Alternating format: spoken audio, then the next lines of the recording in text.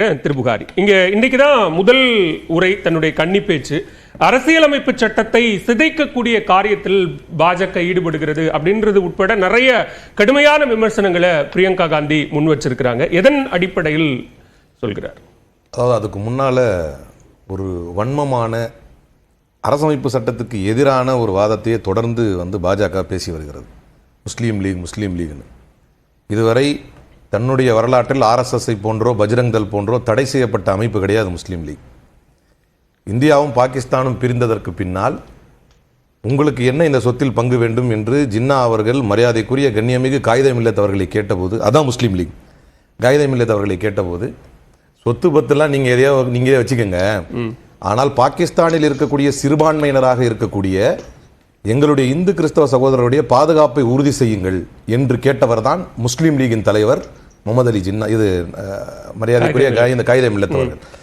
அந்த முஸ்லீம் லீகா இருக்கிறதுல தப்பு ஒன்றும் கிடையாது. அது ஒரு கட்சி, தடை செய்யப்பட்ட தன்னுடைய வரலாற்றில் இரத்தக்கரைகள் கொண்ட ஆர்எஸ்எஸ் பஜ்ரங் தளோ அது கிடையாது. அதை பாரதிய ஜனதா கட்சிக்கு மீண்டும் மீண்டும் பதிய வைத்துக் கொள்ள விரும்புகிறேன். அப்படி முஸ்லீம் லீகா இருந்தாலும் தப்பு ஒன்றும் கிடையாது. அது என்னமோ பெரிய பாவம் மாதிரி முஸ்லீம் லீகா மாறிடுச்சு. முஸ்லீம் லீக் அது ஒரு அப்ப தேர்தல் ஆணையத்தால் பதிவு செய்யப்பட்டு இன்றைக்கு ப்ராப்பர் அலையன்ஸ் பார்ட்னராக இருக்கக்கூடிய ஒரு கட்சியை இது போன்று முதல்ல சிதைத்து பேசுவதே அரசமைப்பு சட்டத்துக்கு எதிரானது. மக்கள் மத்தியில் ஒரு பொய்யான விபத்தை அந்த கட்சி தான் முஸ்லிம்களுக்கு தனியாக மாநிலத்தை கேட்டு நாட்டை பெற்று சென்றது. அந்த கொள்கையோடு தான் நீ காங்கிரஸ் நான் சொல்ல வரேன். நான் சொல்வது இந்தியாவில் தான் அந்த பிரிவினைவாத பேச்சு தான் நீ காங்கிரஸ் பேசிக் கொண்டிருக்கிறது. இந்தியாவில் தான் அந்த பிரிவினைவாதத்தை பிரித்து கொண்டு சென்றவர்களுக்கு எதிராக சிறுபான்மையினரின் பாதுகாப்பை உறுதி செய்யுங்கள் என்ற தலைவரை ஏற்றுக்கொண்ட முஸ்லீம் லீக் என்று சொல்கிறேன். இப்ப அவர் சொன்னார், நாங்கள் எல்லாமே மக்கள் நலனுக்காக செஞ்சோம் அப்படின்னு சொல்றாரு. அதில் திடீர்னு 370 ஆர்டிகளையும் சேர்த்துக்கிட்டாரு. நாங்கள் என்னைக்குமே 370 ஆர்டிகளை ஷீல்ட் பண்ணி தான் நின்றுருக்கிறோம். இது மக்களுக்கான உரிமை என்று தான் நின்றுருக்கிறோம். யோகி பேசுகிறார், எப்படி கான்ஸ்டிடியூஷன் பாதிக்கப்படுது, எந்த வாதத்தில் சொல்றீங்க? அவங்களுடைய சிஎம் இது 80%க்கும் 20%க்கும் மத்தியிலே நடைபெறக்கூடிய போராட்டம், 80% இந்துக்களுக்கும் 20% இஸ்லாமியர்களுக்கு மத்தியிலான போராட்டம். கான்ஸ்டிடியூஷன்ல எந்த பக்கத்தில் இருக்குது? ஒரு முதல்வர், அரசமைப்பு சட்டத்தின்படி பதவியேற்றுக் கொண்ட ஒரு முதல்வர் இப்படி பேசுவாரு?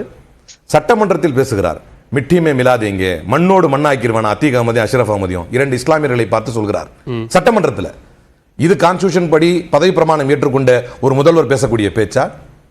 நேற்று சம்பால் இன்சிடென்ட்ல இவர்கள் எல்லாம் ஈடுபட்டார்கள் என்று சொல்லி அவங்க எலக்ட்ரிசிட்டியை தப்பான மீட்டர் உள்ள வச்சிருக்காங்கன்னு உச்சநீதிமன்றம் இவ்வளவு தூரம் கைட்லைன்ஸ்லாம் கொடுத்துருக்கு. உச்சநீதிமன்றம் எந்த மாதிரி கைட்லைன்ஸ் கொடுத்துருக்குன்னா, எல்லா கலெக்டருக்கும் இந்த ஆர்டர் போகணும், ப்ராப்பராக அதுக்கு நீங்கள் இதுக்கு முன்னால் 15 days ப்ரையர் நோட்டீஸ் கொடுக்கணும் என்று தனியாக ஒரு பெரிய அளவில் கைட்லைன்ஸ் கொடுத்ததற்கு பின்னாலும் குறிப்பிட்டு ஒரு மதத்தினருடைய வீடுகளை இடிப்பதை தன்னுடைய பணியாகவே வைத்திருக்கக்கூடிய பாரதிய ஜனதா கட்சிக்கு என்ன தகுதி இருக்கிறது அரசமைப்பு சட்டத்தை பற்றி பேசுவதற்கு? அதே மாதிரி பட்டேங்கே தோ கட்டேங்கன்னு மகாராஷ்டிரா தேர்தலில் இதே யோகி பேசுகிறார்.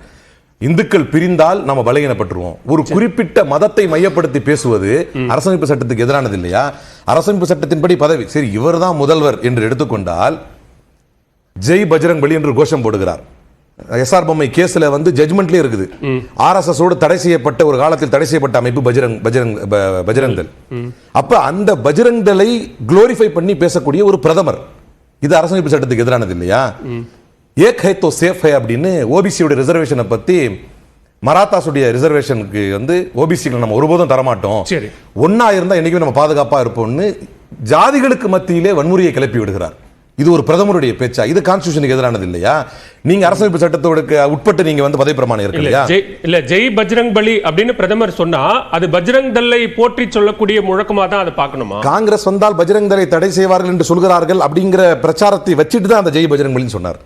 அதுக்காக சொல்றேன், காங்கிரஸோட மேனிஃபெஸ்டோல இருந்துச்சு பஜ்ரங் தளை தடை செய்வோம்னு. ஏன்னா அது அந்த மாதிரியான தீவிரவாத செயல்களில் ஈடுபடுகிறார்கள் அப்படின்னு கர்நாடகாவில் நம்முடைய தேர்தல் இதுல மேனிஃபெஸ்டோல கொடுத்திருந்தோம். அதை டிஃபெண்ட் பண்ணி அவர் அப்படி பேசினார். அடுத்து பஜ்ரங் பலிங்கிறது கடவுளுடைய பேரு, ஆனா அவர் அந்த அமைப்பை சப்போர்ட் பண்ணி ஒரு அமைப்புக்கு ஆதரவாக அதை பேசினார். சிஏஏக்கு எதிராக இஸ்லாமியர்கள் பயந்து போய் போராட்டம் நடத்திட்டு இருக்கிறாங்க. அப்போது போராடக்கூடிய போராட்டக்காரர்களே அவருடைய ஆடைகளை பார்த்து அடையாளம் செய்து கொள்ளலாம் அப்படின்னு அவருடைய தொப்பி தாடி புர்காவை மையப்படுத்தி ஒரு பிரதமர் பேசுகிறார். இது அரசமைப்பு சட்டத்துக்கு உட்பட்டதா? உங்களுடைய சாவி, உங்களுடைய பூரி ஜெகநாதருடைய கோயிலுடைய சாவி தமிழ்நாட்டுக்காரன் திருட்டு போயிட்டான்னு ஒரு பொய்யை பிரதமர் பேசுகிறார். ஒரு பச்சை பொய்யை பிரதமர் பேசுகிறார் ஒடிசால ஜெயிக்க வேண்டும் என்பதற்காக. இது அரசமைப்பு சட்டத்துக்கு உட்பட்டதா? ராமர் கோவிலில் பாபர் பூட்டை பூட்டி விடுவார்கள். இது அரசியலமைப்பு சட்டத்துக்கு உட்பட்டதா? எதையோ ஒன்று கேட்க வந்தா இதுவரைக்கும் சரி மணிப்பூரை பற்றி பேசுகிறார். நான் இப்போ சொல்றேன் சார், நான் எப்போதும் சொல்றேன், இந்த ஃபோரத்தில் it is an open challenge. இதுவரை மணிப்பூர் வரலாற்றில் பைரன் சிங், அதாவது ஒரு சிஎம், ஆளுகின்ற முதல்வர் தான் is behind the ethnic cleansing என்று பாஜகவுடைய எம்எல்ஏ சொல்கிறார். இந்த இப்ப என்ன நடந்துகிட்டு இருக்கு? பிரதமர் நரேந்திர மோடி அரசியல் ரீதியாகவோ அல்லது பிரதமராகவோ வைக்கக்கூடிய எல்லா குற்றச்சாட்டுகளையும் விமர்சனங்களையும் அது அரசியலமைப்பு சட்டத்திற்கு எதிரானது அப்படிங்கிற ஒரு வட்டத்துக்குள்ள அடைக்கிறது சரியா? சார், அரசியலமைப்பு சட்டம் தானே உங்களுடைய விஷயம். அதான் எங்க தலைவர் பிரியங்கா காந்தி இன்னைக்கு பேசினாங்க. இந்த மக்கள் இன்னைக்கு எந்த தைரியத்தில் இருக்கிறாங்க அப்படின்னா தான் அவங்களுடைய பேச்சுடைய சாராம்சம். அழகா தான் சொன்னாங்க. மக்கள் எந்த தைரியத்தில் இருக்கிறாங்கன்னா, எது நடந்தாலும் அரசமைப்பு சட்டம் எனும் கவாச், அந்த கேடயம் நம்ம கையில் இருக்குது, அந்த கேடயம் தான் நம்மை பாதுகாக்கும்னு. அதைத்தான் இன்னொன்னு அவங்க வாதத்தில் வச்சாங்க. அவங்களுடைய அந்த பேச்சில், கன்னி பேச்சில் அவங்க சொன்னாங்க, இன்னைக்கு நீங்க மெஜாரிட்டியை இழந்தீங்கன்னா அதற்கு காரணமும் மக்கள் உறுதியாக நம்பினார்கள் நாங்கள் சொன்ன அந்த பிரச்சாரம். நீங்கள் ஆட்சிக்கு வந்தால் அரசமைப்பு சட்டத்தை மாற்றுவீர்கள் என்கின்றதை மக்கள் உறுதியாக நம்பினார்கள். காரணம், உங்களுடைய ஒரு செயல் இரு செயல் அல்ல, அனைத்துமே அரசமைப்பு சட்டத்துக்கு எதிரானதாகத்தான் இருந்தது. உங்களுடைய பேச்சுக்கள், உங்களுடைய செயல்கள் அனைத்தும் அரசமைப்பு சட்டத்துக்கு எதிரானதாக இருந்ததனால் தான் மக்கள் அதை நம்பி எங்களுக்கு ஓட்டு போட்டார்கள். ராஜ்நாத் சிங் முன்வைத்த குற்றச்சாட்டுகளுக்கான பதில் குற்றச்சாட்டு மாதிரி தான் அது இருந்தது. நீங்க அரசமைப்பு சட்டத்தை ஒரு சர்வாதிகாரமாக பயன்படுத்திய, சொந்தம் கொண்டாடக்கூடிய ஒரு கட்சியாகத்தான் காங்கிரஸ் இருந்தது. நீங்க எமர்ஜென்சி காலகட்டத்தில் தீர்ப்பு வழங்கிய நீதிபதிக்கு நீங்க பதவி உயர்வு கொடுக்காம தவிர்த்தது முதற்கொண்டு அது செய்ததெல்லாம் சர்வாதிகாரம் இல்லையா அப்படின்னு கேட்ட கேள்விகளுக்கு இது ஒரு பதில் குற்றச்சாட்டாக தான் இருந்தது தவிர பதிலா இல்ல. அதாவது அந்த நீதிபதிக்கு பதவி தராததை, பதவி கிடைக்கல, பதவி உயர்வு கிடைக்கல என்பதை இதோடு தொடர்புபடுத்தி பேசினால், நான் அதே நீதிபதியை தொடர்புபடுத்தி இன்னொன்னு சொல்றேன். ஒரு சிட்டிங் பிரைம் மினிஸ்டரை எம்பியா இருந்து டிஸ்குவாலிஃபை பண்ணக்கூடிய அளவுக்கு நீதித்துறையை சுதந்திரமாக செயல்பட வைத்தது காங்கிரஸ் அரசு. அதனாலதான் அவருடைய பதவி போச்சு. Judgment that led to emergency அப்படின்னு சாந்தி பூஷன் புக் எழுதியிருக்காரு பாருங்க. அப்ப அந்த புக்ல மெயினானது என்ன? அந்த ஜட்மெண்ட் தான் எமர்ஜென்சிக்கு லீட் பண்ணுச்சு. அப்ப இதுக்கு என்ன நீங்க என்ன விளங்குறீங்க? ஒரு பிரதமரை நிற்க வைத்து அவருடைய எம்பி பதவியை பண்ண முடியும் sir. It is an open challenge. இன்னைக்கு நரேந்திர மோடிக்கு எதிராக அப்படி ஏதாவது ஒரு பிரதமர் ஒரு ஜட்ஜி பேசிட முடியுமா?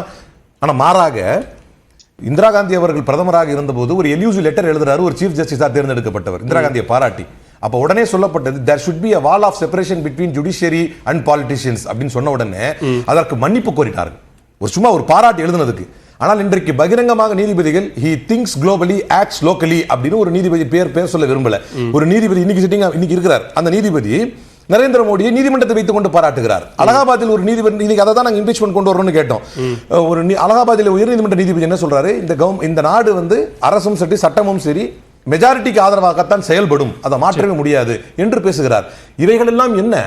நாங்க அப்படி அதை நடுநிலையாக வைத்துக் கொண்டிருந்த விளைவுதான் பதவியை பறிகொடுத்தோம். நீங்க அதுக்கப்புறம் அவருக்கு பதவி உயர்வு கிடைக்கலங்கிறீங்க. அவங்களுடைய எம்பி பதவி பறிப்போனதே ஒரு நீதிமன்றம் தன்னுடைய நீதி தவறாமலும் நடுநிலை தவறாமலும் நாங்கள் மேற்கொண்டதுடைய விளைவுதான். அப்போ மரியாதைக்குரிய பிரியங்கா காந்தி அவர்கள் என்ன சொன்னாங்க அப்படின்னா, நீங்க இவ்வளவு தூரம் சர்வாதிகாரம் பண்ணீங்க, உங்களுடைய சொந்த சொத்து, இதெல்லாம் ரெட்டோரிக் ஸ்பீச் சார்.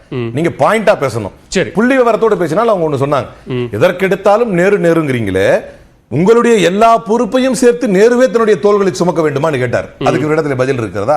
அப்ப லாஸ்ட் பட் நாட் லீஸ்ட் எமர்ஜென்சியை பத்தி பேசினீங்களே, அப்ப எமர்ஜென்சியை வரலாற்றுல நீங்களும் படிப்பினை பெற்றிருக்கீங்க.